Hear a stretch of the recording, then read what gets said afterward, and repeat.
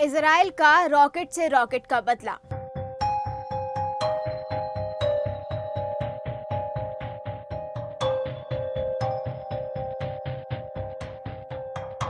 Israel Gaza पट्टी के पीछे क्यों पड़ा है?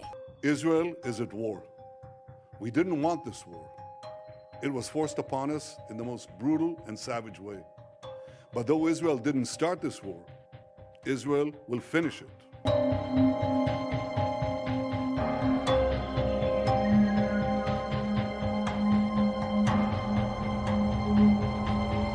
क्या होगा इस युद्ध का अंत?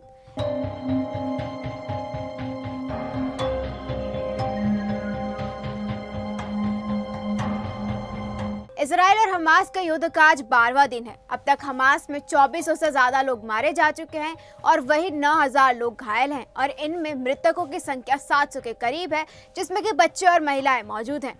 इजराइल में मरने वालों की संख्या 1400 है तो घायलों की संख्या 1300। लेकिन अब गाजा का हाल कुछ इस तरीके का है।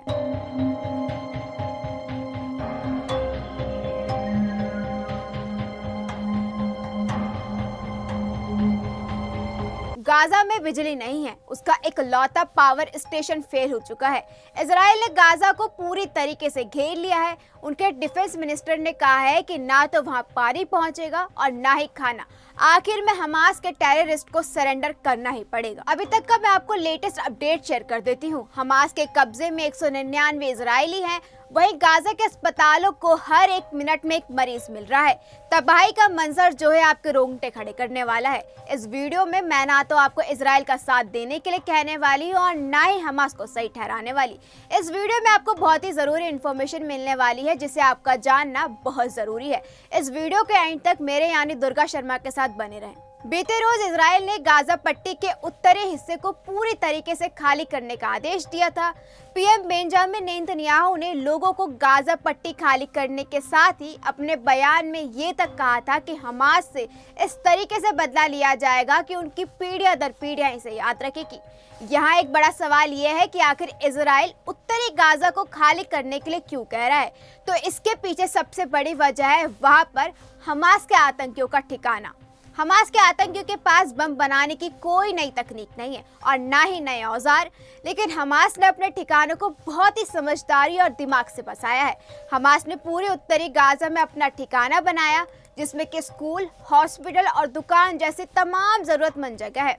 ये जगह हमास के लिए इसलिए भी बहुत खास है क्योंकि हमास ने यहाँ 25 किलोमीटर तक की टनल बनाकर अपने हथियारों और आने जाने का रास्ता बनाया है। अब आप 25 किलोमीटर को इस तरीके से समझ सकते हैं कि जहाँ अभी आप खड़े हैं उस जमीन के नीचे लगभग 9 से 10 मंजिल इमारत नीचे समा सकती है। इसलिए इजराइल ये दावा कर रहा है कि इजराइल ये जगह खाली करवा कर पूरे हमास संगठन और उसके आतंकवादियों का खात्मा करना चाहता है।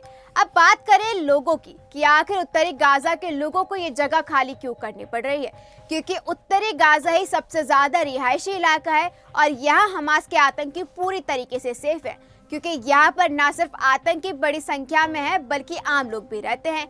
ऐसे में इजराइल हमेशा से यहाँ पर हमला करने से बचता नजर आया, लेकिन युद्ध शुरू होने के बाद यहाँ भी कई बार हमले हो चुके हैं। इसलिए इजराइल ने पूरे उत्तरी गाजा को खाली करने के लिए कहा।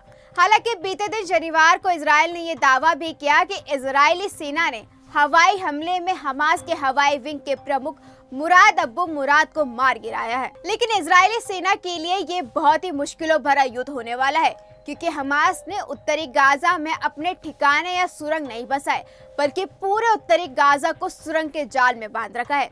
इजराइल के लिए सुरंगों को भूमिगत भूल भुलैया का निशाना बनाना आसान नहीं होगा। सुरंगों की जानकारी हमास के अलावा कोई भी नहीं जानता। इजराइल और हमास के युद्ध जल्द ही तेज होने की आशंका जताई जा रही है। वहीं इजराइल की सेना गाजा के इलाकों में घुसेगी जहां पर उनका सामना हमास के लड़ाकों से होगा। इजराइल की सेना का तकनीकी दक्षता में कोई मुकाबला नहीं है। हालांकि हमास के पास भूमिगत सुरंगों का ऐसा विशाल नेटवर्क है जिसे पार कर पाना इजराइल के लिए आसान नहीं है। सिर्फ इजराइल ही नहीं बल्कि किसी के लिए भी इस भूल भुलैया को निशाना बनाना आसान नहीं होगा। मीडिया रिपोर्ट्स की माने तो इजराइल ने साल 2024 में ही भूल भुलैया की इस पूरी सीमा को समझना शुरू कर दिया था। साथ ही उसने गाजा पट्टी के साथ लगती अपनी 60 किलोमीटर की सीमा पर भी अंडरग्राउंड बैरिकेडिंग की। नई सुरंगों के निर्माण का पता लगने के बाद ही जो है उसको सॉल्व करने के लिए कई करोड़ों डॉलर जो है खर्च किए गए। इन उपायों को आयरन वॉल और आयरन स्पेड का नाम दिया गया। इस युद्ध में कौन किसका साथ दे रहा है ये भी बहुत मायने लगता है, क्योंकि इस युद्ध का अंत मंजर बहुत ही खतरनाक, भयंकर और दर्दनाक होने वाला है। इजराइल और हमास के युद्ध की बात करें तो इजराइल को साउथ में हमास से खतरा है तो नॉर्थ में हिजबुल्लाह से। और हमास के साथ इतने बड़े हमले के बाद भी मिडल ईस्ट की दो सबसे बड़ी ताकत ईरान और सऊदी अरब अब भी उनके साथ खड़ी है। इनके अलावा हमास के नेता इस्माइल हानी और ईरान के विदेश मंत्री हुसैन अमीर अब्दुल्लाहिन ने कतर के दोहा में मुलाकात की और पूरी दुनिया को ये साफ कर दिया कि वो किसके साथ है। इतना ही नहीं, नॉर्वे ने भी इनडायरेक्टली हमास का साथ दिया, जो कि एक बड़े युद्ध को बढ़ावा देगी। बात की जाए इस युद्ध के अंत की तो युद्ध का अंजाम क्या होगा ये कोई नहीं जानता, क्योंकि जंग का अंजाम जो है वो बहुत ही बुरा होगा। और साथ ही जो है किसी भी जंग को लेकर जो संभावनाएं जताई जाती हैं वो 3 तरह की होती है। जंग बढ़ती गई तो सऊदी अरब और समेत अन्य मुस्लिम देश अमेरिका के समर्थन से दूर हट जाएंगे। वहीं गाजा पर इजराइल की कड़ी कार्रवाई के बाद फिलिस्तीन विद्रोह उपजा तो इजराइल के लिए चुनौतियां बढ़ेंगी। वहीं हमास को खत्म करने के लिए इजराइल जितना आक्रामक होगा उतना ही मुस्लिम देश आपसी मतभेद भुलाकर एक झंडे के नीचे आ जाएंगे। इन तीनों हालातों में जीत ईरान की होगी। अगर दोनों की मेंटालिटी को लेकर बात की जाए तो दोनों के इस सोचने का जो नजरिया है और जो तरीका है वो दोनों बहुत ही अलग है। क्योंकि फिलिस्तीन जिसमें कि मुसलमान लोग आते हैं उनका ये मानना है कि अगर आपने कुछ भी कमाया है तो उसका कुछ प्रतिशत जो है आपको अपने भगवान या अल्लाह को देना है। वहीं दूसरी तरफ अगर इजराइल की मेंटालिटी को बात की जाए तो वो बिल्कुल परे है। वहीं इससे लोगों के बीच गुस्सा बढ़ेगा या फिर प्यार, जो कि एक बड़े युद्ध को जन्म देगा।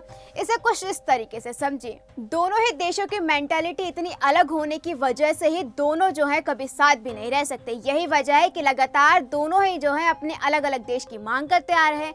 इजराइल को तो जमीन मिल गई, लेकिन इजराइल ने अपनी जमीन के साथ साथ जो है फिलिस्तीन की जो जमीन है उसको भी हड़पना चाहा और अब जो है उसकी नजर गाजा पट्टी के साथ साथ वेस्ट बैंक पर भी लग रही है। जाते जाते मेरा आपसे एक सवाल है कि आपके मुताबिक इस युद्ध का क्या अंत हो सकता है? आप अपने सवाल और जवाब दोनों ही चीजें कमेंट बॉक्स में शेयर कर सकते हैं। इस वीडियो में इतना ही। देखते रहिए द न्यूज़ 15।